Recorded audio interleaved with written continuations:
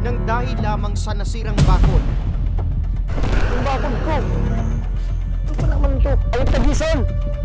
Pagkatapos mong sirain yung bakod ko, basta mo nalang iiwan. Huwag ito masira ko yan, ha? Hoy, kitang-kita ng dalawang mata ko! Tara! Subukan ang tapang mo! Isang lalaki nagawang saksakin ng kanya mismong kapitbahay.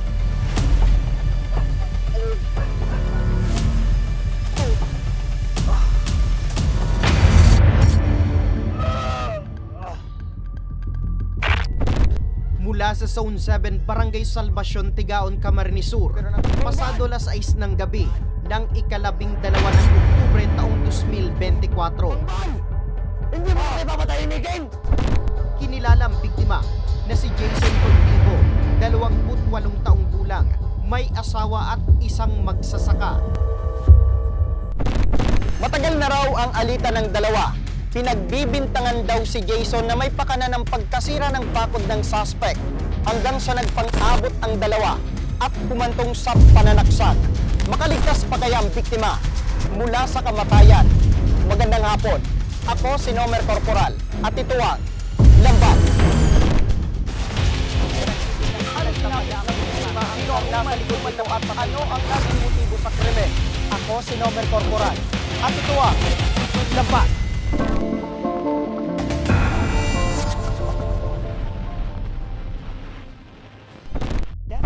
Kwento ni Nanay Jennifer, ang ina ng biktima. Nung araw bago mangyari ang krimen, nagkaroon ng kasiyahan sa kanilang bahay nang umuwi ang kanyang kapatid. Yan ang anak ko. Ano yung mga anak ko? Nakatapos na pag-aaral. Masayang nakikipag-inuman si Jason at bandang alas 6, habang paubos ng anak na kanilang iniinom, ay inutusan umano si Jason ng kanyang tiyuin na kumuha ng pera. Ngunit bago pa man ito umalis, ay kumain pa raw muna ito. Yun, pagkakain, pauwi na. Sabi ko, matutulog ka na. Mamaya na, matimba ko ng pera kay angkol. Sabi ko, matulog ka na, at sinabayan ko. Matulog ka na kasi lasing ka na. Pagkatapos ko, ganun na, nagkapag-anuhan na sila doon. Kasi si yung suspect ko, nagsisilpon po doon sa may bahay niya. Oh, Jason, Ano po to? kumusta ang buhay natin? Ito ayos naman. Sa awa ng Diyos, nakakaraos din sa pang-araw-araw. Yan ang anak mo. Ano yung mga anak ko? Lahat lalaki. Alat lalaki. Oo. Oh. Wala na pala tayong alak. Mabuti pa kaya, pumunta ka sa tita mo, kumuha ka ng pera, at pagkatapos, bumili ka ng alak sa tindahan. Ay, sige po. To. Parang kasing ka na yata. Huwag na lang. Ako, malasing. Parang wala na yatang bilig sa akin to. Ang lapit-lapit lang eh. Ang dali lang. Antayin mo ko dyan.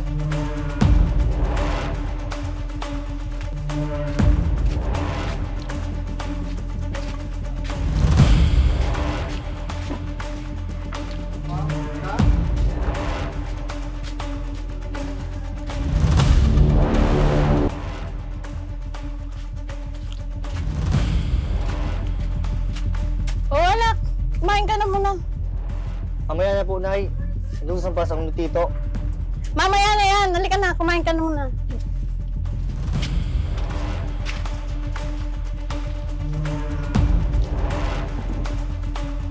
Kumain ka na muna dyan.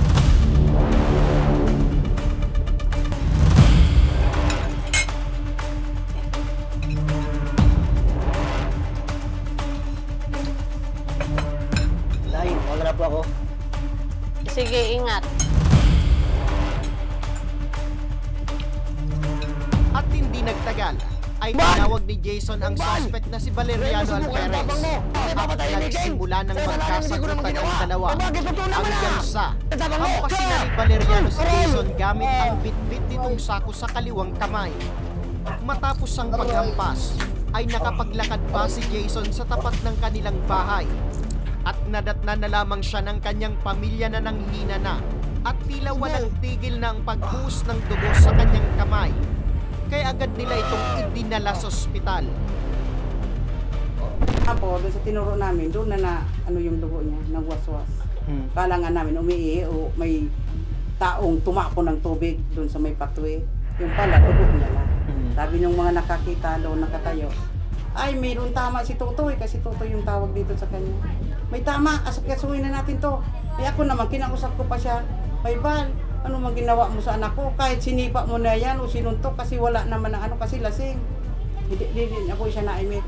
Tapos nung makita ko po, kasi patakbo na ako na inaagapan na po namin si yan, anak ko. Nakita ko na palayo na din po siya. Ayon kay Nanay Jennifer, isang matalim na bagay sa sakong iniampas ni Valeriano ang tumama sa kamay ni Jason.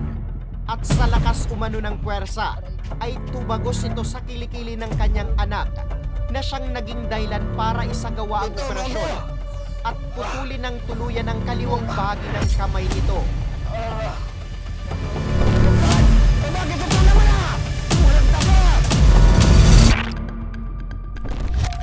Ngunit sa kasamang palad, makalipas lamang ang 4 na araw sa ospital, ay tuluyan ng binawian ng buhay si Jason.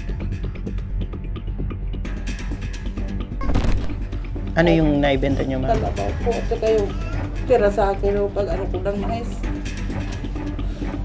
Sabi ko gagawin ko lahat kahit anong ibigay sa akin ng doktor naman lang ang magbibiling ko lahat para maano lang ko. Baligtas. Hindi niya na po kinaya yun. So, Anong sabi ng doktor, ma'am? anong daw po? Talagang hindi na daw kaya. Kasi yung sugat niya po, sagot ko sa puso. Samantala, matapos ang insidente ay agad na nakaresponde ang tauhan ng Tigaon PNP. Ngunit wala na ang suspect sa kanilang bahay. Ayon kay Police Captain Monica San Juan, agad silang nagsagawa ng hot pursuit operation. And then na-abort ko na rin po yung hot pursuit po na sinagawa namin sa kanya noong time na yon kasi nag-effort naman po yung police after po yung incident. Nagdagang po ng hot pursuit, hinanap po siya, however hindi nga po siya nakuha. Hindi mga ilang araw po, punta po siya dito, pero hindi naman na po namin siya pwedeng i-custody.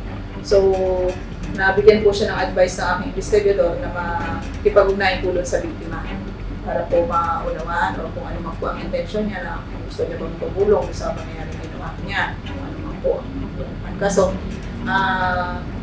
Hindi rin po siguro siya doon pumunta.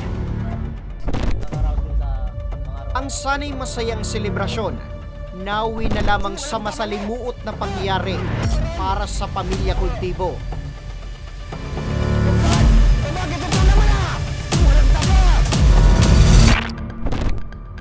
Personal ko namang pinuntahan ang crime scene kung saan makikita pa ang iniwang bakas na dugo ni Jason habang wala ng tao sa bahay ng suspect. Kapauli na po siya. Tuminaram siya ka, ano nga yung gusto mo? Ha? Anong muya mo to? Anong muya mo? Hindi, pag-araw ka sa tuakit ko, taktig ko yan siya. Ako yan, hindi yun na nagsimpak sa pagkabili ko. Tapos nakadalagan pa po siya paduma. Diyo na po naghagawak sa dugo. Paano pagkakuin ka itong nasa sako, ma'am, doon sa aking mutik araw ganing pinasiwas? Ang paguna ko po talaga, kung ano ang lawkan sa ako. Ito pa lang, tarong na.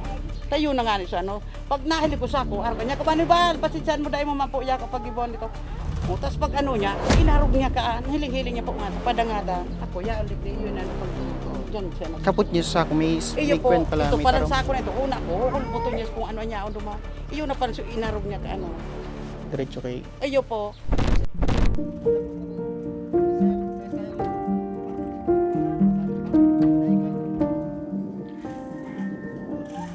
Nay! Oh, Jason, di ba may klase ka? Ba't ka nandito? Nay, kahit anong field ko sa pag-aaral, mas gusto ko na lang magtrabaho para naman makatulong ako sa inyo. Huwag na, anak. Kaya na namin to ng papa mo. Sayang naman eh.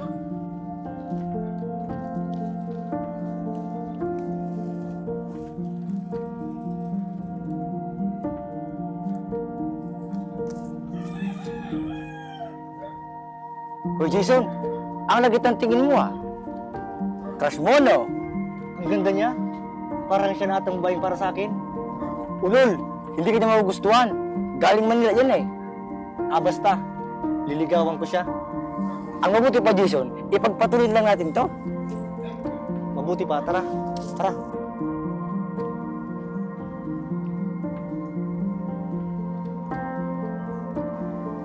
Ay, sorry. Ay, okay lang po, crush. Ay, ganda.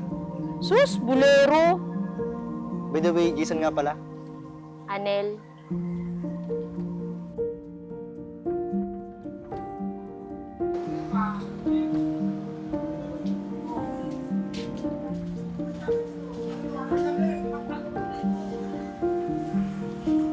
Oh, Jason, nandiyan ka na pala.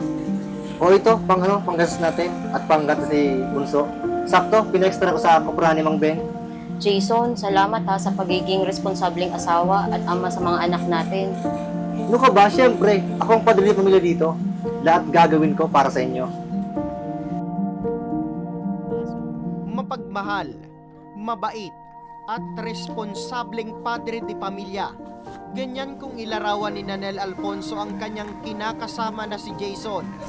Malaki ang pangarap ng dalawa para sa kanilang dalawang maliliit pang mga anak. Kaya hindi mawarin ni Nanel ngayon kung paano niya nabubuhayin mag-isa ang mga ito. Hindi po ako tigkulugan. Kung anggot man puan, usahan po ang nagwawala. Doon niya po tigubuhos ang anggot niya. Basta sa harong, di po kami kanting kukulugan. Daw ibang tao po mayo ang tigkulugan. Sabi niya sa akin, mahal ko kayo. Ang anak natin, alagaan mo. Ako na maglalaba, basta alagaan mo lang ang bata. Kaya siya, pagkagising niya, nagluluto na yan, tapos magluto, o kumain na kayo at ako'y maglalaba. O patapos niya maglaba, kung wala siyang trabaho, kinukuha yung bata. Siya nag-aalaga. Kaya sanay ako na nandyan siya. Kahit yung anak ko nakita niya nandyan, kahit alam niya nang patay na, iniintay niya pang magdilat yung mata kasi magkigising pa raw.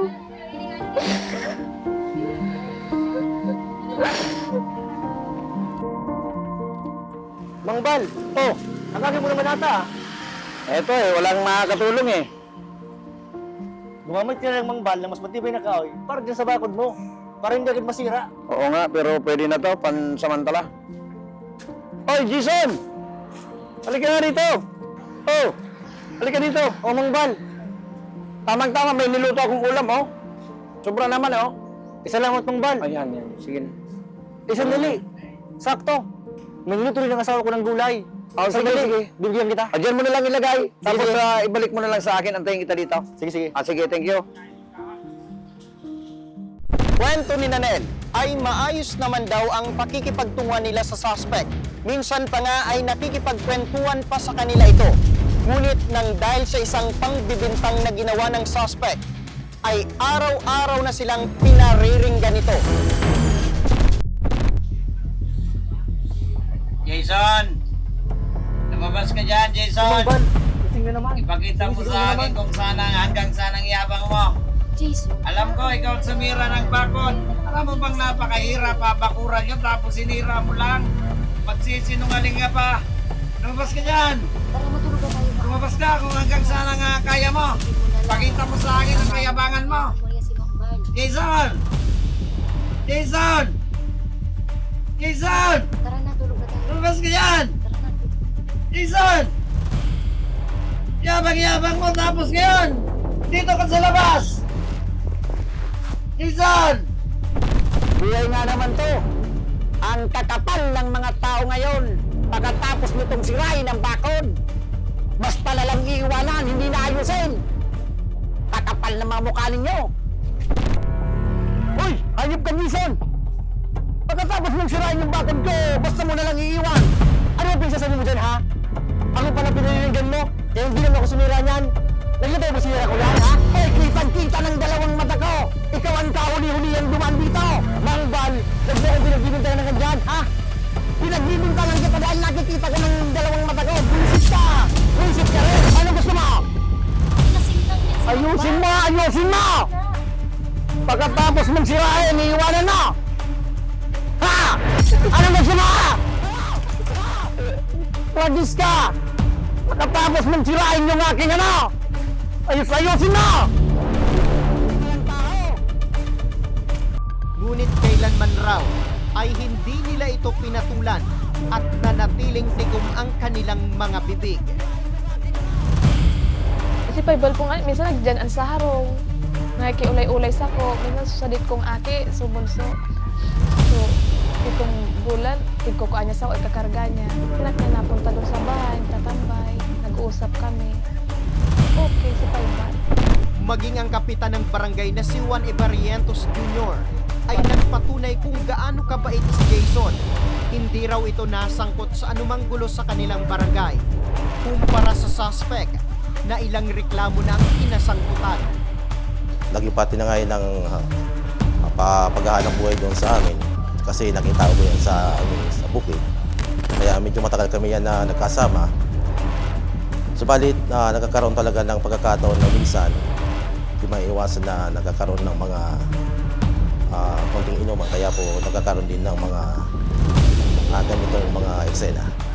Panawagan naman ng kapitan sa kanyang mga kabarangay upang hindi na maulit ang ganitong madugong insidente sa kanilang lugar. Kung kayo man po ay may mga kailangan tulong, lalong-lalo na po kung kinakailangan po ninyo ang assistance ng barangay, lalo na sa mga ganitong sitwasyon na nagkakaroon tayo ng mga di maiiwasang pangyayari, may mga pangyayaring kailangan ng tulong, lalo-lalo na yung mga nagkakaroon ng alitan, dapat nating magpakumbaba kung tayo man po ay may pagkakamali.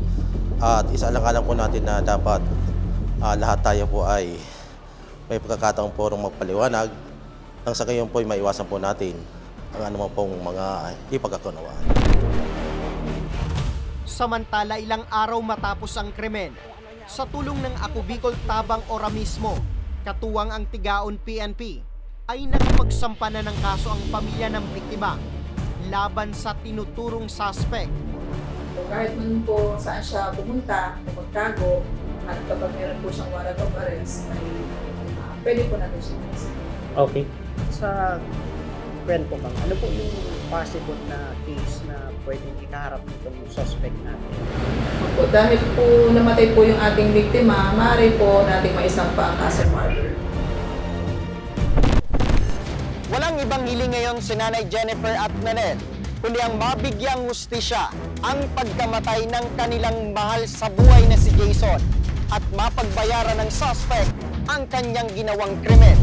Sa ngalan ng aming programang Tabang Ora mismo ni Congressman Zaldico, ako, si Nomer Corporal, at ito ang The Bat